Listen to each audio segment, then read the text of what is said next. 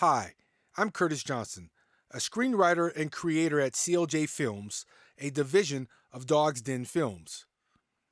With experience across various genres, from animation to feature films, my work includes Alien Domicile II, Lot 24, distributed by ITN Films and currently streaming on all major platforms, including Sci Fi Central's YouTube channel with over 1 million subscribers and 250,000 movie views.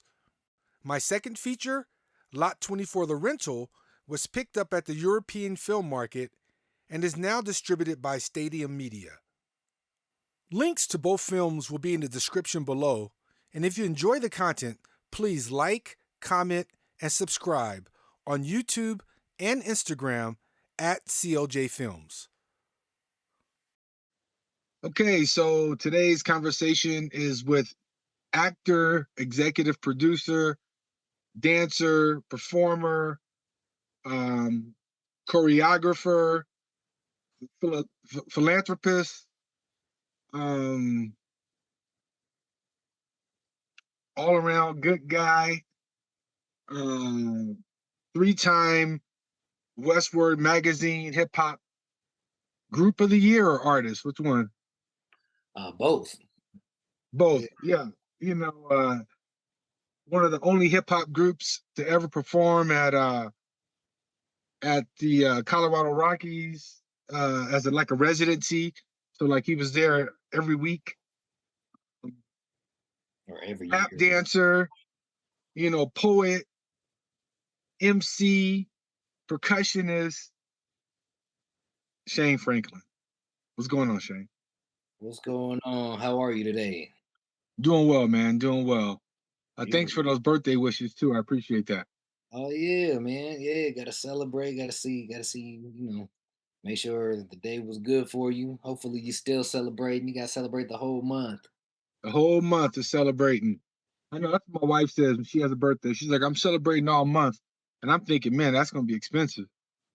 You know, I don't know if I want to celebrate all month. Wakes up like, where's my gift? I just gave you a gift.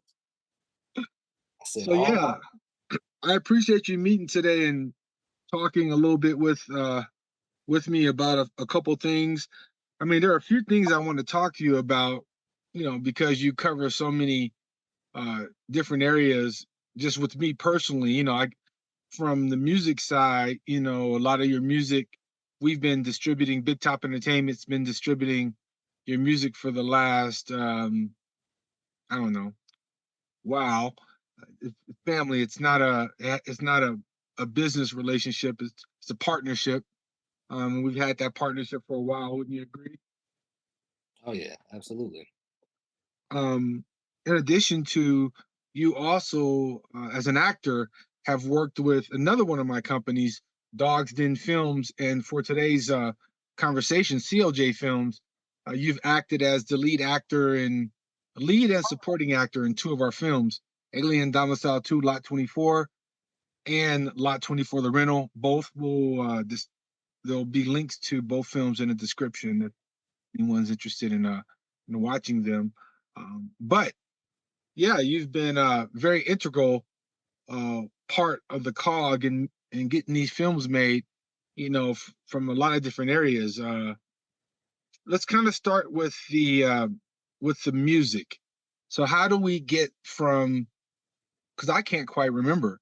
How did we get from music into film? Because I know you've always been into theater. So if you can give everyone a little background on just kind of who you are, kind of the road you traveled, and then we'll get into kind of how we got from theater, music, and I know you're still doing music very heavy.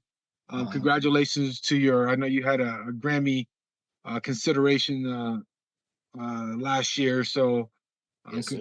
congratulations to that. But kind of just walk us through who is Shane Franklin and who is Cornbread Entertainment? Yeah. So Shane Franklin, also known SF1 in the music scene, etc.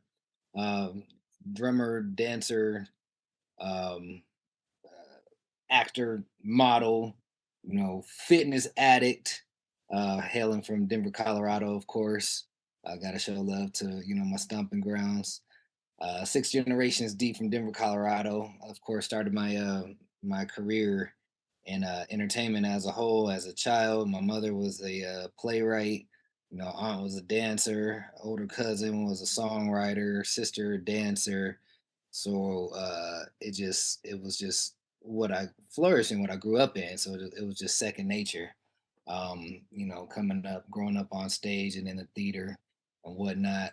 Um, Went to Denver School of the Arts, graduated there, Berklee College of Music alumni, as well as a University of Colorado at Denver alumni, or studied a lot of music and just been engulfed in that since I was a youngster.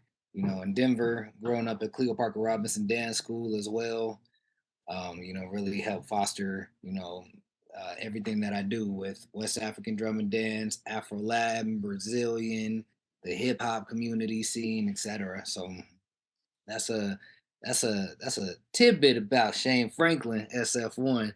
And then of course my company, Cornbread Entertainment, we specialize in music production, artist development, and show promotion. And then, of course, like you said, we've got partnerships and everything. Having the distribution with Big Top Entertainment throughout the years has been amazing. But yeah, just being able to hit the stage with brilliant musicians here in Denver, L.A., Oakland, New York, across the world. Where my music has taken me. You mentioned the Grammy ballot consideration last year and the Westward Showcase um, awards and whatnot. So my instrumentation with my music, of course, is a mixture of everything on top of a hip hop foundation. So Afro, Latin, West African, Middle Eastern pop, rock. All on that hip hop foundation. So I like to say music is, it's universal. So why not explore and speak the language from every corner of the world? So I keep that along with how I run my company um and how I go day to day with the music. So how do you? Because I saw I'm sitting watching TV, commercial comes on. It was for some type of pants, and I look at the commercial, or it was a Ruffles commercial, one of the what some Doritos or something, some commercial. I'm watching TV. I look, I see you. I'm like, okay. Um, Yeah. Wait. I was like Ruffles. Yeah, I was in a I had that Doritos commercial and then Doritos, okay. the And pants. I was like, what's the pant? It's True Work pants. there Yeah. you go, true work pants, right?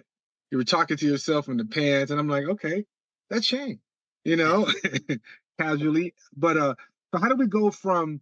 How do you go? Because it sounds like you're very much still very active musically. So how do we go musically in parallel with this acting career and you being the lead actor in commercials and of course the lead actor in the film that I wrote, Alien Domicile II, Lot 24, which is streamed in the millions, streaming in the millions.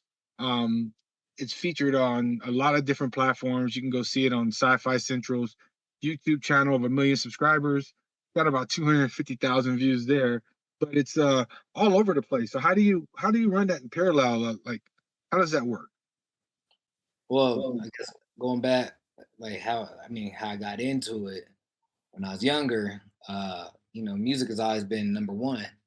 But of course, my mom was always like, "You're gonna get burned out. You gotta have some other options." And I'm like, "Oh, she don't know what she's talking about." Like young Shane, like thinking I know the world at 14. And so I was like, "Nah, she's right." And like I said, I already had theater, in my belt. So I started doing more theater, started doing more acting. And it's funny though, at the end of the day, with me, is it's acting and music are parallel because I mean they go hand in hand. It's still evoking emotion. It's still trying to get a point across. It's making something believable so people can relate to. So at the end of the day, it's they go hand in hand so perfectly. Just like you watch a movie, you gotta have music. Because if you don't have music, then it's just like, all right, this is cool. All right, but I need the music to kind of help me gear where I need to feel, what I need to be thinking. Am I scared? Am I happy? What is happening? And of course that goes with the actor and how the director is, wanting that as well. But yeah, no, that was just the beginning of all of that. But how we ended up getting together, of course, doing the music and everything. And then I remember you hit me up. You were like, "Hey, I wrote this film. It's a horror film." I was like, "Oh man, I love horror. That's my favorite genre of movie." So yeah. And I remember you were like, "Yeah, but you got to come audition though." And I was like, all right, cool." I said, "All right, we'll do the audition. Let's do it. I'll do it. Like, ain't nothing new. Nothing gets handed. You work for everything. Even though we work together. I respect that. I want you to make the right decision on who you entrust with your vision. And Right. so, yeah, so that's how we first started with the Lot 24. Remember, I read for T and I read for DJ, and yeah, and then you casted me as DJ, and I was like, okay, this is cool. This is cool. See, I didn't even recall that we read for T and we read for DJ. I think DJ was the better role for you. Hmm. I think because you kind of played, you were able to use your character. See, this is where I knew it would work. In Alien Domicile II, Lot 24, you played a character, DJ, um who Jordan was flirting with you and wanted to take things further. So one character, a female named Jordan, wanted to um, take things further with you while you were interested in the other character, low key. Yeah. So you had to kind of play that relationship quandary, and I knew that you could do that in a way that would be very believable because I've seen you do it as a musician. Often as a musician, you've got to be everybody's girlfriend or everybody's probably everybody's girlfriend and everybody's boyfriend here Yep. nowadays. But um, you've got to be like the fantasy for whoever's watching you. And I don't mean just in a sexual way. I'm not talking that. I'm talking in the experience, right? Hmm. Like so when you're singing your songs and I'm a girl who just want to get out the house for the night and I end up at a SF1 concert, I want to feel like, I came out tonight and this experience was direct for me, Yeah. um, and I think you do a good job of that, just selling that to, and then you also got the guy that comes in the hoodie and the Timbs. He's standing there with his chin up, just looking at you the whole time. You Hmm. know, you also want to find a way to connect to him as well. Yep. So Exactly. You gotta have it to where the ladies, like you put it perfectly. It's a fantasy. It's to where something make the lady feel empowered, make the ladies want to dance, and then something for the fellas to make them say, "All right, yep, I rock with him too," because right, it's dope. right, Or right, it's right, like ladies get in free tonight at any club. You know who's all gonna be there? Bunch of right, dudes. right, right, right. It's that effect. Okay. So let me ask you this. So what do you said that acting comes first, but you've got a big check waiting from either side. Which way are you going? And the thing is, you got to go that way for the next 3 years. Big check on the movie side, big check on the acting side. You know, I get funded, something gets funded, and I'm like, hey, I need you to do this Lot 24, part three. Hmm. And it's a 3 year commitment because we need to shoot the trilogy. We need to shoot two, three of them, you know. So I need a 3 year commitment, or just anything. But you got a 3 year commitment either way. Which way are you going and why? I think. Well, it's funny this question because most of the time I say, whatever hits first, because we see so many artists nowadays like Childish Gambino, Donald Glover, who is like the epitome of that. The man does acting, writing, music production, rapping, writes for TV shows, etc. He's like my epitome of like, why not do it all? Of course he has to, he can't. I mean, who knows that man's schedule? His schedule's probably all over the place. Well, he's probably got a bunch of ghostwriters too. That's in Yeah, doing that. You got to bring a bunch of yeah, you gotta uh, have yeah, teams on all sides for sure. But I like his story because like I'm always like everybody like at times people are like you got to pick and I'm like, but do you?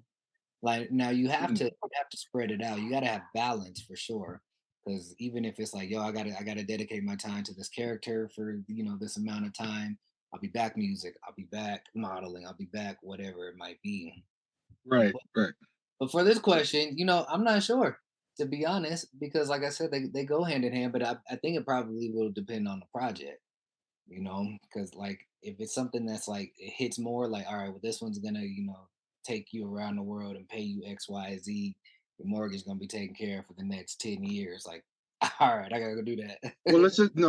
Let's say they're equally as important. It hits equally as hard on both sides. Yeah.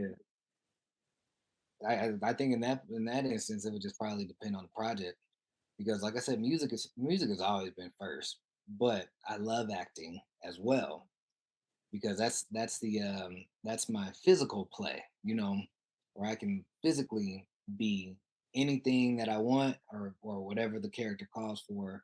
In regard to music, of course, that's me, that's my soul, but I get to paint a picture. I get to express what I'm feeling and then present it on stage.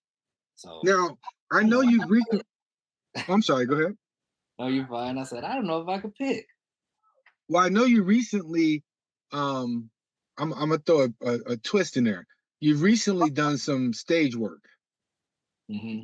so equally, how do you like compare? How do you compare stage work to film work? What's the differences? Like, what are some of the pros, some of the ups, some of the downs, in your opinion? You meaning like theater stage show, In right? theater, yeah, that's what I mean. Yeah, theater. So for me, Like, is it easier to learn your lines? Is it more lines, less lines? Like, yeah. Now keep it elementary for me. Like, with theater, of course, it's live, all the time. And so with that, like learning your lines takes, you're really sitting there, you're really making sure that you are gun ho on knowing all of your lines so that you don't get on stage and you're like, oh, and then you got egg on your face in front of a live audience. Nobody wants that. But theater takes a lot more time. But I find that, of course, with theater, you're in the theater house, playhouse, wherever you're rehearsing at with your castmates a whole lot more to where you're really developing um, uh, relationships quicker. I mean, or longer to where because you're usually in rehearsal what like depending on the play like a 5 to like 11 o'clock every night for like a month and a half until you run the show, and then the run of the show could be anywhere from a month to 2 months to I did a play that ran for about 6 months at DCPA. So it just depends on that.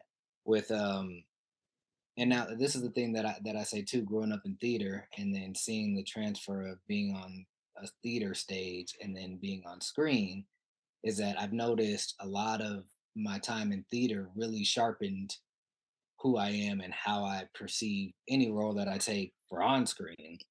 Because with on screen, you kind of it's a little bit more subtle, and okay. depending on the role, of course, because in theater you got to be big, you're live, and Oh, everything is it's a production. I yeah, got you. Yeah. theatrical, you know what I mean? So it's sometimes, to transfer that over to camera, it's like, ooh, that's too much. So it's like Okay. you gotta be more subtle.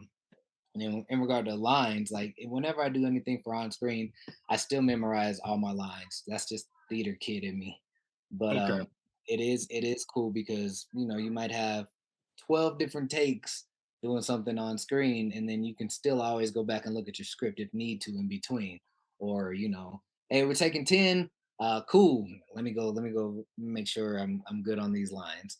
Or we're Okay. taking a lunch break. We're gonna come back to scene 7. You can always go back and look at your lines, all of that stuff.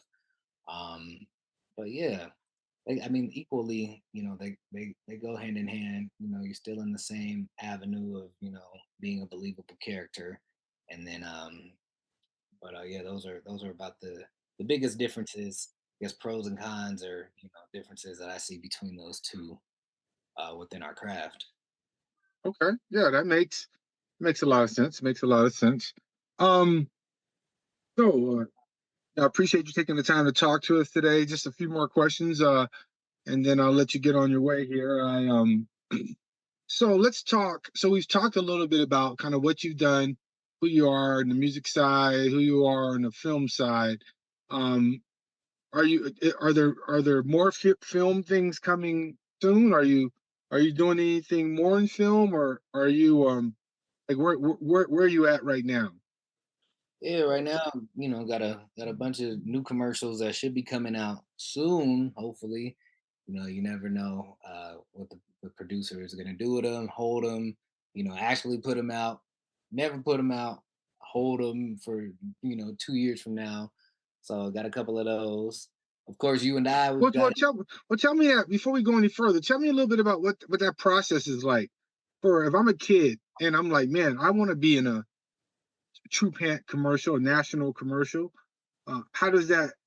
What's the what does that process look like? Kind of walk me through what does it take to be just someone that they can even pick? Are you submitting to these commercials? Do you have an agent? Kind of how does all that work? yeah. So for me, those couple of commercials that I was in, I've got an agent here in Colorado. And Okay. so basically, my agents gets the gig, sends it my way, says, "Are you interested in auditioning for this?" I say, "Yay or nay." Like, does this really does this fit my, or can I successfully portray this role? Because there's a lot of times where people will just be like, "Yes, yes to everything, yes to everything." You're like, "That wasn't good for you," or vice versa. But then of course the casting director will make that decision ultimately. But yeah, since COVID, you do a lot of self tapes. A lot of these casting agents have kind of stopped having people come in because they figured out, we got people have technology now. As long as they have a good setup, decent lighting, and sound, they can, just send us their audition. So I do a lot of self tapes, send that into my agent or to the casting director, and most of the time they like what they see. You usually end up getting a call back, and if you succeed in the call back, and you get the part. So How hard is it to get an agent? I'm a young person and I want an agent. How does that? How difficult is that? How does that work? I mean, it can take time. A lot of agents wanna see, it's just like relating this kind of agent to like any record label or even music agent. They want to see, okay, what have you done so far? What is your experience? Where did you study? Are you still studying? What classes have you taken? Are you taking classes currently? How tall are you? What's your look? Because when you're looking at somebody on screen, you want to say, okay, I can see them on this screen. I can see them on this stage. I can see them in this role. I can see them portray this this role that we're trying to cast, um, or get our client to, since we're talking about agencies. And then sometimes agents will say, yeah, we've kind of got your look already, like, thank you, but like, we'll keep you in mind, maybe. Some Is there a look that's as a actor of color? Is there a particular look that you've seen that is you know that is typical look that gets casted more often than not? To be honest, not really. um Hopefully mine be my look and pick me Right. all the time. But I think it once again, I think it goes down to, right now in 2024, we've got a lot of diversity, we got a lot of inclusion, which is super dope. So now, it's a huge palette of everybody, being included on commercials and movies, etc. So I think that's a pretty cool thing, and that's what I've noticed. Hopefully, hopefully my look, they come searching for way more. But yeah, I mean, we when you say your look, though, your look can be, because I'm pretty sure your look is can change, Oh right? yes. For Yeah, me, I always end up getting like the ambiguous look, either ethnic ambiguous because with me, I mean, of course I'm a black dude, but you know, I could play anything. right, I right. put an accent on, you change my hairstyle, I could be anything. So that's pretty cool. But yeah, I get a lot of those ambiguous roles, you know. Which seems like there would be some of those just as as commercials are becoming, like you said, more diverse, looking for a little more of what looks like the cosmos of the United States, right? Looks a little more relatable when I think that it kind of looks like what the community looks like to a certain extent. And Hmm. this is a good segment to kind of go into our last topic, which is, we were talking about your music kind of journey, and then now we're into the films a little bit. But you and I both executive produced a 15-second short film called Self Care in Seconds, and you also starred in it. Um, it's a film about a surprise visit um, by the character's future self with a message of hope and redemption. And I want to talk a little bit about that before we ended the call.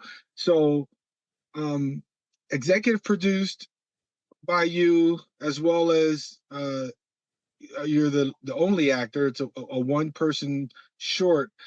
How were you able to help tell a story in 15 seconds? And what complications, and what benefit that you have working with me on this? Kind of give us a little insight into this film. Yeah, so this guy, like you touched upon the self care, 15 seconds, and just being a one person short, super short since it's 15 seconds, Super but short, micro short almost, huh? micro short. Yeah, But of course, nowadays in the digital age, those um, that timing is perfect. A lot of people, their attention span is real quick. If it's like they see that it's a minute or more, it's like, ooh, I don't have time. I'm trying to run. I'm trying to do this. I'm trying to do that. So of course, what's the obstacle? Trying to have something that's so, that's not simple. I mean, simple, but like something that's still profound enough to say, "Ooh, I got it" in just 15 seconds. And I think what you did with the writing was perfect. I don't want to give the line away, of course. We want people to go and watch it and then feel it for themselves. But to be able to portray a role of somebody being visited by their future self and giving them a profound message enough to that can alter their life is something that I had to sit with for a second and say, okay, how do I um, portray this role and obviously make it believable. So right. you putting yourself in that, like, how are you feeling? How are you working? How are your emotions with this? So yeah, I tackled it with just being real, you know. Yeah, Um, yeah. and of course, being able to play an older me, Yeah, like, how was that? How was that? When you look at the finished product, what are your thoughts on kind of because I know we talked a little bit from even down to you playing your voice mhm, quality, right? Like, what's the quality of your voice in this? What's going to be the quality of, because if you're a little older, right? You should probably sound your mhm. voice may have a little older, more mature sound. Oh yeah, Yeah, maybe tired or maybe whatever, or maybe the choices I have made over the next couple decades have been a factor in changing the voice, etc. I right, guess right. watching myself old, I said, man, I hope I look that good when I get older. but uh but yeah, no, it's really cool actually. Like I found myself like watching it again a couple days ago and I was like, oh yeah, I think this is gonna be a hit. Yeah, I think it's got something that, from the standpoint um of kind of like you said, telling the story, making it believable in a short period of time, telling a story and making it believable in a short period of time. I think we accomplished that, and I think you accomplished um, you accomplished selling the emotion. I know there was a part in the film where there was an emotional a part where you had to really sell a part of it, and I think you did that. I think you did a great job of invoking that emotion. Why, thank you. And yeah, even with something like that, like I always say, it's always cool to end up working um with the um the writer, you know, because I don't have to, like, in a situation like that, I don't have to guess by reading the script. I'm like, Right, man, writer and director in one person right here. So like, how do you feel about this? And of course, I always experiment, and I trust right, like the director will be like, oh yeah, that's super dope. I'll be like, oh bro, that's too much. Pull back. I'm like, okay, cool, cool, cool. All right, right, right. they're at. But in certain instances, it's like, okay, wait. So when you wrote this, how did you envision? And you've always been great at that to say, oh yeah, like this. Like I'm thinking it like saying it like this, and I'm like, cool. Because in this moment, I was thinking about inflection down or doing this with this, or I thought he was happier. Like, oh no, he's meek right now, or like he's sad right now. Like, so that's always a cool thing, being able to work with the actual writer um, on set, because then you save time. There's no guessing. Plus, I think one of the good things about you is, well, what I've learned is as a director, being fluent on set helps. Giving autonomy when you've got people you can give autonomy to who understand that. And I mean, you're one of, in terms of playing it off the cuff. Again, as a as a musician and performer, right? Hmm. You know how to play off the cuff, right? You know when, a set needs to end a 2 minutes, short, so you can go into, you know, go into your up into your Black Eyed Peas song or whatever you need to, change the vibe of the room. You need to read the room, and I think you've done a great job as doing that as a professional musician and a professional actor. So Oh, wow, thank you. I appreciate that. record.